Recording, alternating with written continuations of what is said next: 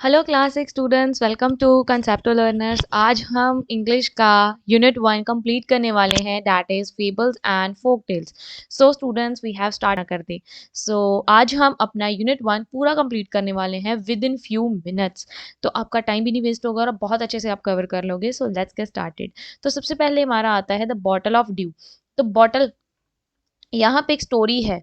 ठीक है, एक स्टोरी है बॉटल ऑफ ड्यू। बॉटल का मतलब तो बॉटल ही होता है, आपको पता है, पानी वाली बॉटल। दूसरी ड्यू मतलब जो हमारी सुबह सुबह उठते हैं, सर्दियों के टाइम में जब सुबह सुबह उठते हैं तो लीव्स के ऊपर कुछ छोटे छोटे ड्रॉपलेट्स होते हैं ना, उसे ड्यू बोलते हैं। ठीक है, सो उसकी बॉटल। सो अब हम करते हैं स्टार्ट। तो यहाँ पे बात है एक बहुत, हम बोल सकते हैं, एक स्टोरी है रामनाथ नाम की, जो कि एक बहुत रिच लैंडलॉर्ड का बेटा था। उसके फादर की डेथ हो गई थी, तो उसके फादर के बाद उसके पास बहुत सारी जमीन जायदाद आ गई थी, लार्ज ट्रैक्ट ऑफ लैंड। ठीक है, लेकिन जब रामानाथा जो था, वो उस लैंड के ऊपर एक भी बार, एक भी दिन उसने स्पेंड नहीं किया था, एक भी दिन उसके ऊपर उसने मेहनत नहीं की थी। इसलिए क्योंकि वो यकीन रखता था कि एक मैजिक पोशन नाम की चीज होती है जो कि किसी भी चीज को गोल्ड में कन्वर्ट कर देती है। ठीक है, पोशन का मतलब होता है एक लिक्विड, एक जादुई लिक्विड जिसमें मैजिकल प्रॉपर्टीज होती हैं। सो वो सारा टाइम अपना उसी की तरफ, उस पोर्शन के बारे में जानने में लगा रहता था। सो इसका मतलब कि वो मेहनत से बचना चाहता था कि वो पोर्शन क्यों ही, पोर्शन उसे मिल जाए तो वो गोल्ड में तब्दील कर करके बेच बच के पैसे इकट्ठे करे रेदर देन हार्ड वर्क। सो लोग उसके साथ अक्सर चीटिंग करते थे, कि धोखा दे देते थे कि ये पोर्शन मैजिक है, इस तरीके से उसको धोखा दे देते थे, कि उनको प्रॉमिस करते थे कि ये मैजिक पोशन है, तुम हमें इतने पैसे दो, हम तो मैजिक पोशन देंगे, इस तरीके से उसके साथ धोखा दे। लेकिन वो कभी भी हार नहीं मानता था। सो हिज वाइफ, उसकी वाइफ जो मधुमति थी, ठीक है, वो इस चीज से थक चुकी थी एंड वो परेशान भी थी, क्योंकि वो देख रही थी कि कितना पैसा रामनाथ इसी तरीके से लुटाई जा रहा था। ठीक है, वो पूरी श्योर थी कि एक दिन ऐसा आएगा कि उनके पास एक भी रुपया नहीं बचेगा। सो एक दिन क्या होता है, एक बहुत ही फेमस संत आते हैं जिसका नाम है महामती होता है, महापति। ठीक है, वो उनके शहर में आते हैं। सो रामानाथा जो है उनका फॉलोअर बन जाता है उनके पीछे पीछे। सो उनको जो है वो मैजिक पोशन के बारे में पूछता है। तो उसके हैरान हो जाता है वो ये देख के कि सेग उसको, संत जो है उसको बोलते हैं कि हाँ, मैंने, जब मैं यात्राओं पे जाता था हिमालयस पे, तो वहां पे मैंने जो है इस पोशन के बारे में सुना था, लेकिन वो बहुत डिफिकल्ट है, बट इट इज डिफिकल्ट। कि मुझे पता है कि मैं जब हिमालय की यात्राओं पे जाता था तो मैंने पढ़ सुना था कि पोशन को किस तरीके से बनाया जाता है, लेकिन इसको बनाना बहुत डिफिकल्ट है। तो रामानाथा जो है वो ये बिना किसी, नॉट बिलीविंग हिज लक, कि बिना अपनी किस्मत को देखे उसने सीधा रामानाथ ने पूछ लिया, कि रिक्वेस्ट की कि मुझे बता दो ताकि मैं बना लूं। सो उस जो सेग है, संत है, उसको बोलते हैं कि तुम्हें जो है एक बनाना प्लांट जो है, केले, ठीक है, बनाना प्लांट प्लांट करना है। सो उसको रोज अपने हाथों से पानी देना है, हाथों से। ठीक है, रोज हाथों से पानी देना है। एंड सर्दियों में सुबह सुबह, जो सुबह की ड्यू होती है, जो मैंने को भी बताया ना, ड्रॉपलेट्स होती हैं लीव्स के ऊपर, तो तुम्हें उसको जो है एक बॉटल में स्टोर करते जाना है, अपने हैंड के साथ ही उसको इकट्ठा करके बॉटल में स्टोर करते जाना है। जब तुम्हारे पास 5 लीटर्स ऑफ ड्यू हो जाएगी तो मेरे पास लेके आना, मैं कुछ मैजिक वर्ड्स बोलूंगा।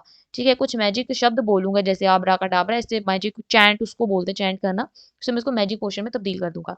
अब जो पोशन की जो ड्रॉप होती है वो क्या है, एक जब वो पोर्शन की ड्रॉप होगी, तुम उसको पोर्शन ऑब्जेक्ट के ऊपर किसी के ऊपर भी डाल के देखना है, वो गोल्ड में तब्दील हो जाएगा। सो वो रामनाथा जो था वो परेशान था कि सर्दी तो सिर्फ कुछ महीने रहती है। सो इससे तो बहुत सारे साल लग जाएंगे 5 लीटर्स ड्यू इकट्ठी करते हैं, क्योंकि सर्दी तो 2-3 महीने रहती है। तो जो सेग उसको बोलते हैं कि तुम बहुत सारे बनाना प्लांट्स भी प्लांट कर सकते हो, जितने चाहो उतने कर सकते हो, लेकिन याद रखना उनका ध्यान तुमने खुद रखना है, नहीं कि तुमने नीचे कोई नौकर चाकर रखे हुए हैं। सो उसको अपने हाथों से ही कलेक्ट करना है।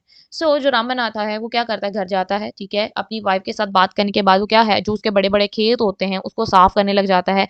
एंड जो कि बहुत सालों से खाली थे उनकी सफाई करने लग जाता है। एंड देन वहां पे बनाना प्लांट्स लगा देता है, लाइन्स ही लगा देता है।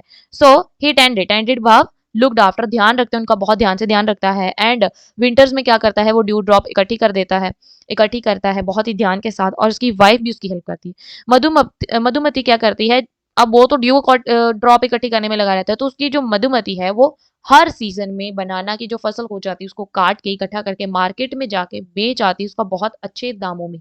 ठीक है, और बहुत सालों बाद ऐसे ही रामानाथा प्लांट करता जाता है, और उनकी बड़ी बड़ी बनाना की प्लांटेशन इकट्ठी होती जाती है। एंड मधुमती बेच आती है, वो ड्यू ड्रॉप्स इकट्ठी करता रहता है, और मधुमती जो है वो जो फसल है वो बेच आती है।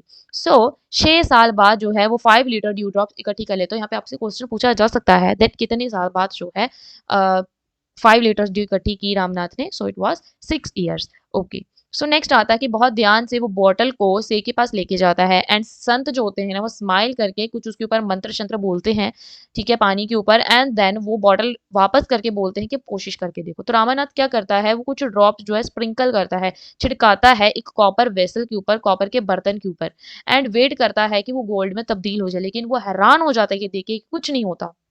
अब वो बोलने लग जाता है कि ये चीटिंग है, ये धोखा है, मैंने अपने 6 प्रीशियस ईयर्स की 6 कीमती साल ज़िंदगी के वेस्ट कर दिए इस ड्यू ड्रॉप के ऊपर। लेकिन जो संत हैं वो सिर्फ़ स्माइल ही करते जाते हैं एंड मधुमती को बुलाते हैं आगे आने के लिए।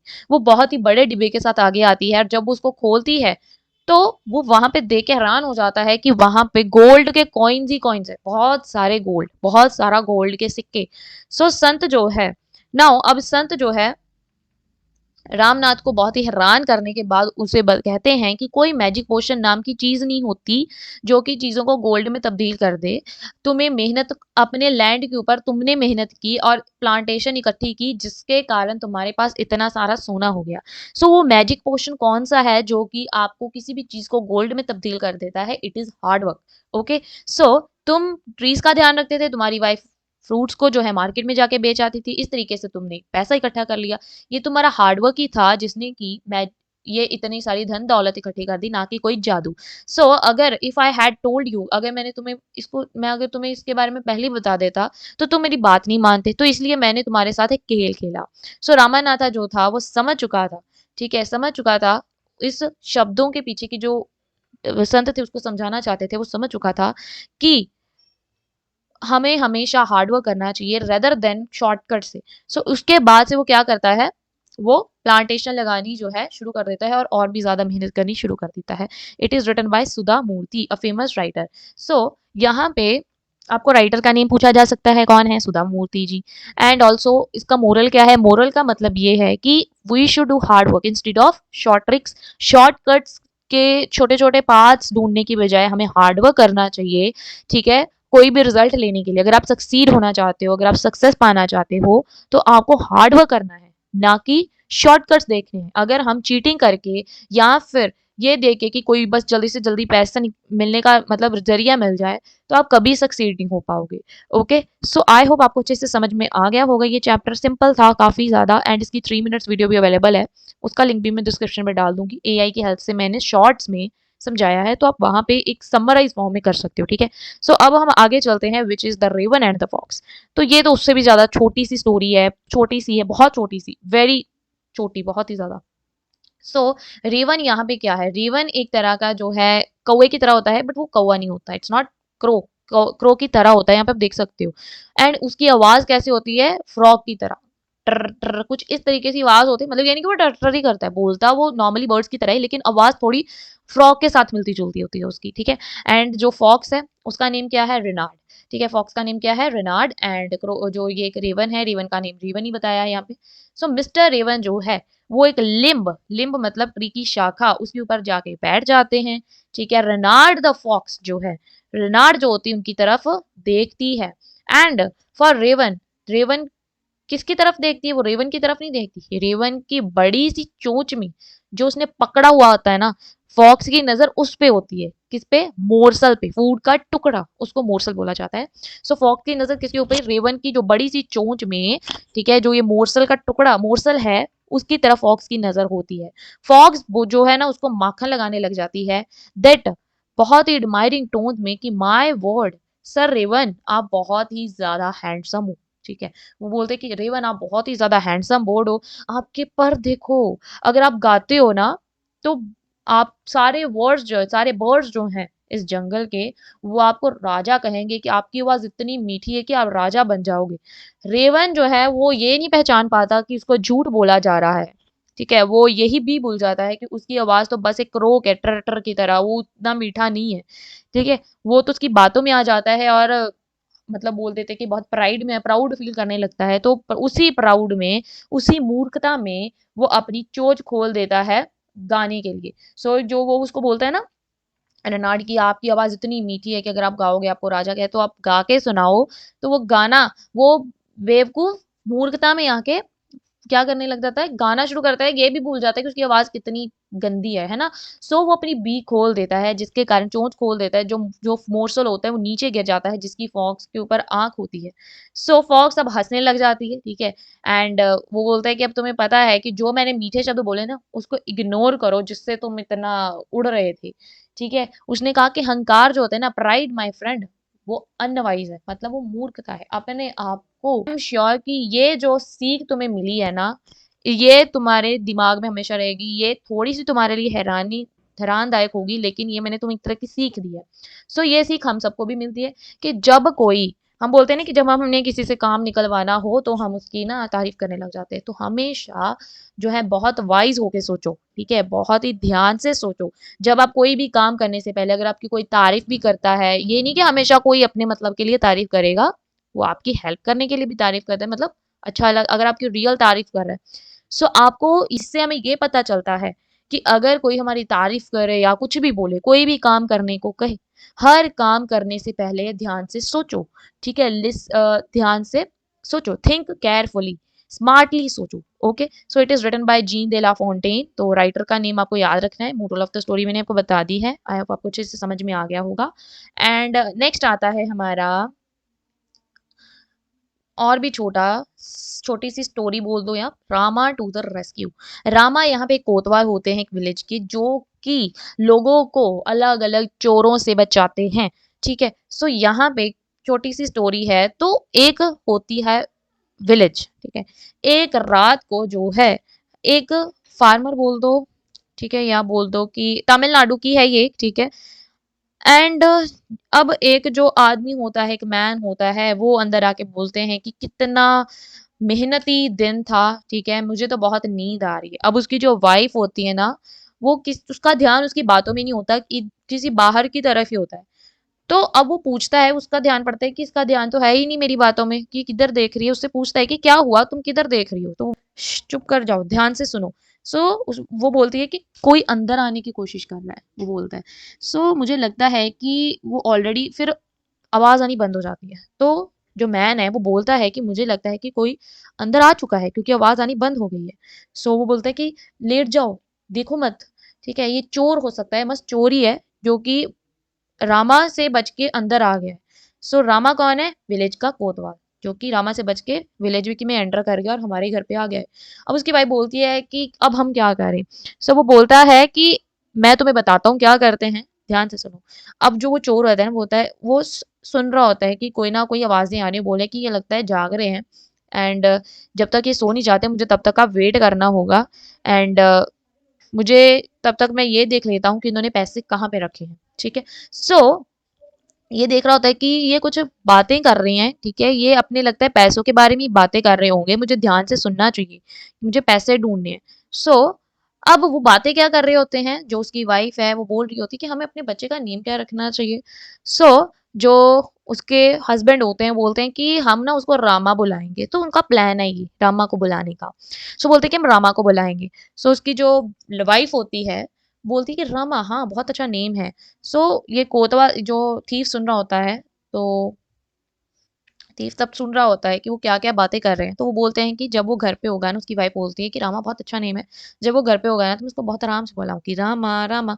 अब उसका जो हस्बैंड है वो बोलता है कि अगर वो यार्ड में होगा तो कैसे? कहती है कि मैं थोड़ा और ऊँची बुलाऊँगी रामा, रामा, मतलब उसकी वॉइस ऊँची हो जाती है।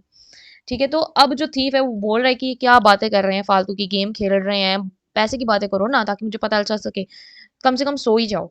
तो वो फिर भी कंटिन्यूअसली बातें कर रहे होते हैं एंड जो उसके हस्बैंड बोलते हैं कि यार्ड में है तो उसने बोला कि और ऊँची। अब उसने बोला कि अगर वो स्ट्रीट पे हुआ तो हम कैसे बुलाएँगे? तो वो और ऊँची हो जाती है, रामा, रामा, मतलब बहुत ऊँची चिल्लाती है कि रामा जो कोतवाल है उसको सुनाई दे जाता है और वो भाग के उस घर की तरफ जाता है और वो देखता है कि यहाँ पे एक बड़ा-सा छेद है कि पक्का कोई चोर अंदर गया है।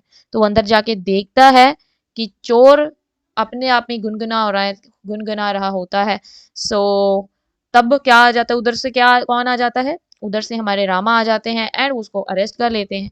सो इस तरीके से उनका प्लान काम कर जाता है एंड वो चोरी से बच जाते हैं।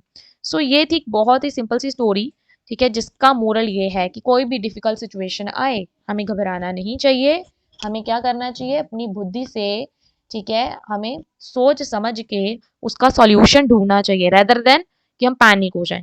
ठीक है, कोई भी प्रॉब्लम आए छोटी से छोटी हो बड़ी से बड़ी हो, हमें बहुत ही wisely we must tackle any problem wisely, okay and thoughtfully, ठीक है, शार्पली स्मार्टली हमें उसको टैकल करना चाहिए। सो ये कहाँ से ली गई, ये चित्र अमन चित्र कथा से जो है ये एक ली गई है स्टोरी छोटी सी। आई होप ये आपको अच्छे से समझ में आ गया होगा। बहुत ही सिंपल सा चैप्टर था, ठीक है, सिंपल सा यूनिट था जिसमें हमने जो है फेबल्स ऑफ फोकटेल्स कंप्लीट कर लिया है, बहुत ही ज़्यादा सिंपल, ठीक है, बहुत बहुत ही ज़्यादा। तो ये हमने सिर्फ 20 मिनट्स में हमने पूरा पूरा यूनिट अच्छे से कंप्लीट कर लिया है। आई होप आपको हर एक चीज़ अच्छे से समझ में आ गई होगी कि कौन कौन सी स्टोरीज हैं, क्या क्या दिया है, मोरल क्या है, राइटर कौन है, ठीक है। एंड अगर आपको कोई भी प्रॉब्लम है, any doubt, right in the comment section. And also in सारे चैप्टर्स के जो बैक एक्सरसाइज है, नोट्स है, ऑलरेडी अपलोडेड है, ठीक है। मैं वीडियोस भी लिंक भी डिस्क्रिप्शन में डाल दूंगी बैक एक्सरसाइजेस के, एंड उसके साथ साथ उनके नोट्स भी डिस्क्रिप्शन में डाल दूंगी। हर चीज़ डिस्क्रिप्शन में अवेलेबल होगी, चेक कर लेना। सो अगर वीडियो अच्छी लगी हो make sure to like, share and subscribe. मिलते हैं आपसे नेक्स्ट यूनिट में, नेक्स्ट वीडियो में। Till then take care and bye bye.